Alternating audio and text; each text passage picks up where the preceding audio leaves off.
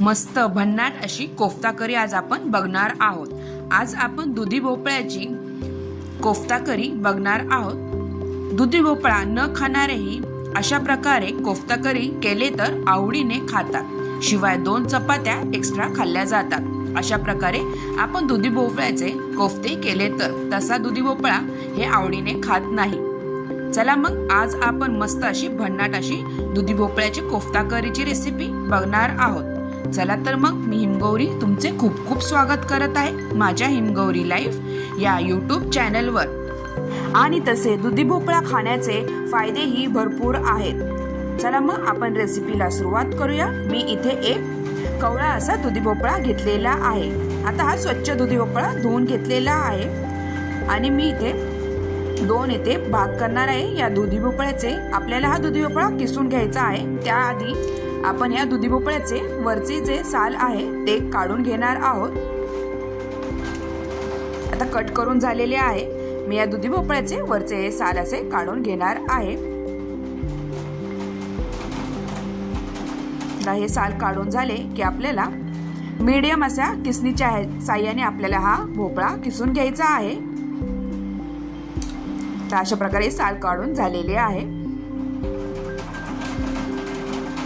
आता किसणीच्या साहाय्याने आपल्याला हा दुधी भोपळा किसून घ्यायचा आहे।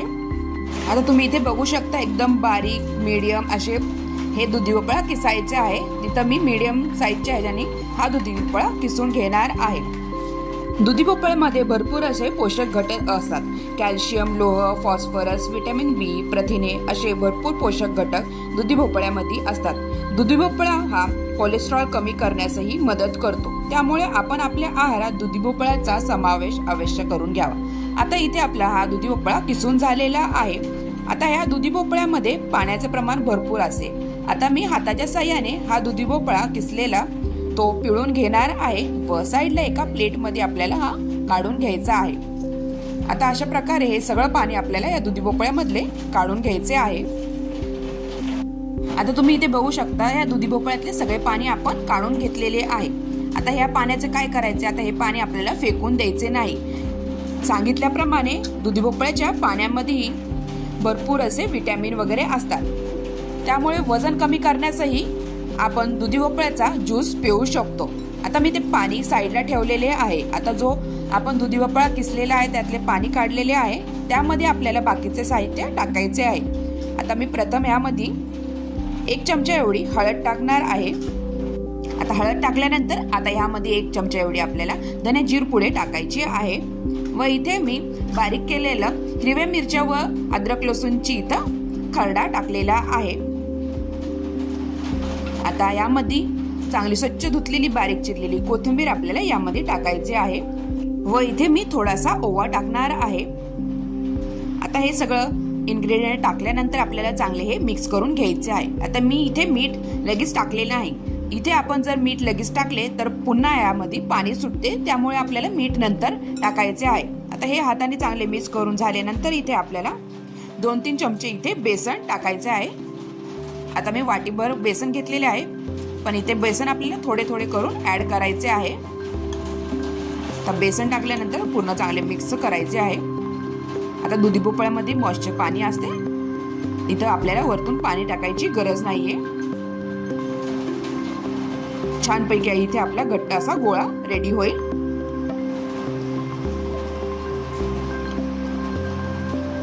तर बेसन तुम्हाला लागले तर तुम्ही वरतून अजून थोडेसे टाकू शकता। इथं मी आता होते ते सगळे बेसन इथे टाकलेले आहे। आता छान असं मिश्रण आपल्या दुधी भोपळ्यासाठी रेडी झालेले आहे। आता इथे आपल्याला मीठ टाकायचे आहे शेवटी। आता मीठ चवीनुसार इथे मीठ टाकल्यानंतर चांगलं मिक्स करून घ्यायचे आहे। आता हे कोफ्त्यासाठी आपले बॅटर रेडी झालेले आहे मस्तपैकी असे। आता तुम्ही इथे छोटे छोटे भज्यागत गोळे करून हे तेलामध्ये आपल्याला तळायचे आहे। अशा प्रकारे आपले दुधी भोपळ्याचे कोफ्त्याची बॅटर रेडी झालेले आहे। आता तुम्हाला मी इथे एक गोळा होतोय का नाही कोफ्त्यासाठी असा गोल असा बघा। आता छानपैकी असा कोफ्त्यासाठी आपले इथे गोळा रेडी होत आहे। एकदम पातळ ही बॅटर आपले झालेले नाही, परफेक्ट इथे बॅटर रेडी झालेले आहे। आता आपण कोफ्ता करी बनवणार आहोत. त्यासाठी करीसाठी काय काय साहित्य लागणार ते बघूया. मी इथे मोठे असे लाल भडक असे टोमॅटो 3 घेतलेले आहे, 2-3 कांदे चिरून घेतलेले आहे, 2 हिरव्या मिरच्या आणि अद्रक. आता इथे आपल्याला हे मिक्सरमधनं कांदे टोमॅटो सगळं बारीक करून घ्यायचं आहे. त्यासाठी मी प्रथम कांदा हा मिक्सरमधनं बारीक करून घेणार आहे, त्याची पेस्ट करणार आहे. आता कांद्याची पेस्ट रेडी झालेली आहे, ती साईडला एका बाउलमध्ये काढून घेऊ शकता. नंतर ह्यामध्ये टोमॅटो आणि मिरची टाकून आपल्याला बारीक करून घ्यायचं आहे. आता अशा प्रकारे कांदा टोमॅटो इथे आपला बारीक झालेला आहे. आता जो कोफ्त्याचं बॅटर आहे ते प्रथम मी एका ताटलीमध्ये असे गोळे करून रेडी करून ठेवणार आहे, जेणेकरून आपल्याला तळताना पटापटा तळता येतील. तुम्ही डायरेक्टही असे तेलामध्ये असे कोफ्ते करून सोडू शकता. आता अशा प्रकारे हे कोफ्ते करून झालेले आहेत एका प्लेटमध्ये. आता तेल साईडला मी एका पॅनमध्ये गरम करून ठेवलेले आहे. तेल चांगले गरम झाले की त्यामध्ये आपल्याला आपण केलेले कोफ्ते सोडायचे आहे. आता गॅसची फ्लेम मोठी ठेवली आहे थोडी. आता कोफ्ते टाकून झाल्यानंतर तुम्ही गॅसची फ्लेम मीडियम करून हे चांगले कोफ्ते आपल्याला तळून घ्यायचे आहेत. छानपैकी आतूनही चांगले असे क्रिस्पी छान तळले जातील आपले कोफ्ते इथे. आता मी 4-5 असे कोफ्ते एका टाइमला इथे तळून घेणार आहे. आता इथे आपल्याला कोफ्ते टाकून झाल्यानंतर आपल्याला गॅसची फ्लेम मीडियम ठेवायची आहे आणि मीडियम ते बारीक फ्लेम मध्ये आपल्याला हे कोफ्ते चांगले असे तळून घ्यायचे आहेत. आता हे कोफ्ते तळून झाल्यानंतर तुम्ही बघा छान असा कलर आलेला आहे या कोफ्त्यांना. हे परफेक्ट असे आपले कोफ्ते तळून झालेले आहेत. नुसते खायलाही हे भोपळ्याचे कोफ्ते खायला एकदम टेस्टी लागतात. नुसतेही तुम्ही खाऊ शकता. आता एक प्लेटमध्ये आपल्याला हे सगळे कोफ्ते काढून घ्यायचे आहेत. अशा प्रकारे आपले जे बाकीचे बॅटर राहिलेले आहे त्याचेही तुम्ही कोफ्ते करून असे एका प्लेटमध्ये करून ठेवू शकता. आता इथे सगळे कोफ्ते आपले तळून झालेले आहेत मस्तपैकी. आता हे खायला नुसते खायलाही टेस्टी लागतात हे कोफ्ते. एक मी तुम्हाला तोडून दाखवते कोफ्ता. मस्त परफेक्ट इथे आपलं पूर्ण एकदम शिजलेले आहे. आतूनही एकदम परफेक्ट असे झालेले आहेत हे कोफ्ते. खायला एकदम टेस्टी लागतात. आता आपण ग्रेव्हीची तयारी करूया. आता एका पॅनमध्ये आपल्याला 2-3 चमचे हे तेल टाकायचे आहे. तेल चांगले गरम झाले की त्यामध्ये मी काही खडे मसाले घेतलेले आहे. त्यामध्ये मी विलायची, 2-3 लवंगा, मिरी व एक चक्री फूलचा एक तुकडा टाकलेला आहे आणि इथे आपल्याला तमालपत्र हे तोडून टाकायचे आहे. अशा प्रकारे खडे मसाले आपल्याला तेलामध्ये चांगले परतून घ्यायचे आहे. आता तेलामध्ये 2-3 सेकंद परतून झाल्यानंतर आपण बारीक केलेला कांदा इथे यामध्ये टाकून चांगला परतून घ्यायचा आहे. इथे आपल्याला हा कांदा चांगला परतून घ्यायचा आहे, जेणेकरून या कांद्यातला कच्चापणा निघून जाईल. छान असा लालसर असा कलर येतो. आता बघा छानपैकी असा कांदा इथे परतला गेलेला आहे. आता इथे कांदा चांगला परतून झालेला आहे. आता यामध्ये आपल्याला बाकीचे मसाले पुन्हा आपल्याला या ग्रेव्हीमध्येही टाकायचे आहे. आपण कोफ्त्यामध्येही मसाले टाकले, पुन्हा तेच मसाले आपल्याला इथे टाकायचे आहेत. गरम मसाला, धने जीर पूड ते 1-1 चमचा व हळद, आता धने जीर पूड टाकलेली आहे आणि इथे आपल्याला लाल तिखट इथे टाकायचं आहे. आता इथे तुमच्या आवडीनुसार तुम्ही इथे तिखट कमी जास्त करू शकता. आपण कोफ्त्यामध्ये ही मिरची ही लाल तिखट टाकलेली आहे आणि आपण जी ग्रेव्ही वाटलेली होती टोमॅटोची प्युरी त्यामध्ये ही हिरवी मिरची इथे टाकलेली आहे. तर बाकीचे मसाले हे आपल्याला थोडे थोडे करून इथं ऍड करायचे आहे आणि इथे चवीनुसार मीठ टाकायचे आहे. आता मीठ टाकल्यानंतर आपल्याला हे 2-3 मिनिटं चांगले परतून घ्यायचे आहे. आता हे मसाले चांगले परतले गेलेले आहे. आता यामध्ये आपण टोमॅटोची आणि अद्रक मिरची टाकलेली होती त्याची प्युरी यामध्ये टाकायची आहे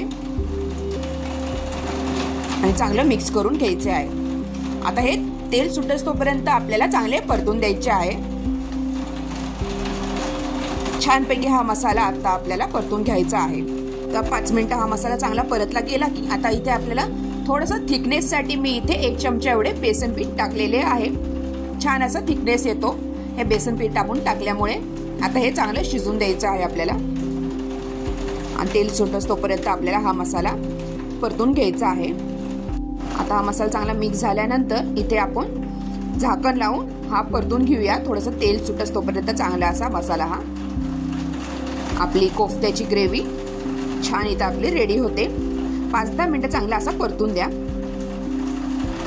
आता तुम्ही इथे बघू शकता छान असा तेल सुटलेलं आहे या मसाल्याला. कोफ्त्याची करी आपली इथे मसाला रेडी झालेला आहे. आता आपण जे भोपळ्याचे पाणी ठेवले होते साईडला पिळून घेतलेले, ते आता हे पाणी आपल्याला यामध्ये टाकून द्यायचे आहे. हे मी फेकून दिले नव्हते. भरपूर असे विटॅमिन या पाण्यामध्ये असतात, त्यामुळे आपल्याला हे पाणी यामध्ये टाकायचे आहे. ग्रेव्ही ही आपली होते. आता इथे मी थोडंसं ग्रेव्हीसाठी थोडंसं पाणी इथे टाकणार आहे. आता आपण कोफ्ते ह्याच्यामध्ये नंतर टाकल्यानंतर थोडासा घट्टसरपणा येतो. आता हे पाणी टाकल्यानंतर गरम पाणी इथे मी वापरलेले आहे, तर गरम पाणी आपल्याला टाकून आता ही ग्रेव्ही चांगली शिजून द्यायची आहे. मस्तपैकी आपली इथे कोफ्त्यासाठी ग्रेव्ही रेडी झालेली आहे. आता तुम्ही इथे बघू शकता छान अशी उकळी आलेली आहे या ग्रेव्हीला. आता इथे आपण जे कोफ्ते तळले होते ते कोफ्ते आता इथे आपल्याला टाकून द्यायचे आहे व छान असं शिजून द्यायचं आहे. इथे आपले ज्युसी असे कोफ्ते रेडी होतात मस्तपैकी. सगळे कोफ्ते मी इथे टाकून दिलेले आहे व काही असे ठेवलेले आहे नुसते खायलाही. मिक्स करून इथे झाकण लावून आता मी हे शिजवून देणार आहे. 10 मिनिटं असं मी ठेवणार आहे. अशा प्रकारे इथे आपली मस्तपैकी दुधी भोपळ्याची कोफ्ता करी रेडी झालेली आहे. मस्तपैकी उकळीही आलेली आहे या भाजीला. आता इथून वरतून आपण इथे कसुरी मेथी टाकणार आहोत. कसुरी मेथीमुळे टेस्टही छान येते व वासही छान येतो. तर तुमच्याकडे कसुरी मेथी नसेल तर तुम्ही हिरवीगार कोथिंबीर इथे बारीक चिरून टाकू शकता. अशा प्रकारे तुम्हाला ही रेसिपी कशी वाटली नक्की कमेंटद्वारा कळवा व अशा प्रकारे तुम्ही ही कोफ्ता करी ट्राय करून बघा. नक्कीच तुम्हाला ही रेसिपी आवडेल व कशी झाली ही नक्की कमेंटद्वारा कळवा. आणि हो, जर तुम्ही माझ्या चॅनलवर नवीन असाल तर प्लीज चॅनलला सबस्क्राईब करा व बेल आयकॉनवर क्लिक करा, जेणेकरून तुम्हाला माझ्या चॅनलवर अशाच नवीन नवीन रेसिपीज बघायला भेटतील. मस्तपैकी आता बघा थिकनेस आलेला आहे या कोफ्ता करीला. मस्तपैकी रोटी सोबत, भातासोबत एकदम जे न खाणारेही असतील, भोपळा ज्यांना आवडत नसेल तेही आवडीने खातील ही कोफ्ता करी दुधी भोपळ्याची. अशा प्रकारे तुम्ही हा व्हिडिओ शेवटपर्यंत बघितल्याबद्दल तुम्हा सगळ्यांचे खूप खूप धन्यवाद. जाता जाता छानशी अशी कमेंट करत जा आणि व्हिडिओला लाईक नक्की करत जा. धन्यवाद. पुन्हा भेटूया अशाच नवीन रेसिपी सोबत. तोपर्यंत बाय बाय. थँक्यू.